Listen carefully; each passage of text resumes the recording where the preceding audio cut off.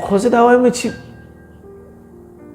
راځئ حالت ته تغییر ورکړو، راځئ وخت ته تغییر ورکړو، راځئ فکرو ته تغییر ورکړو، راځئ اهدافو ته تغییر ورکړو، راځئ ځانو ته تغییر ورکړو. اوس دا په ما او تا پورې اړه لري چې ما او تا څنګه تغییر غواړو.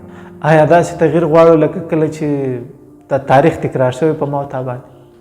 آیا داسې تغییر غواړو چې تر دو نورم خراب شو؟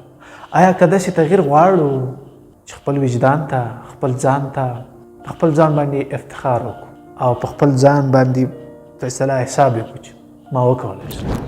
دا مهمه نه ده چې تا څومره زده کړې کړي یا ما څومره زده کړې کړي، څومره معلومات لرم، څومره په اصطلاح باندې تجربه لرم، څومره ورو غلط سفرونه مې کړي دي، څومره حال لرم، څومره دا لرم. نه، درد د کوم درد ته دوا شوی، دغه معلومات کوم درد ته دوا شوي دي، دغه زده کړې کوم درد ته دوا شوي دي، دغه سفرونه، دا تجربې کومې درد ته دوا شوي دي.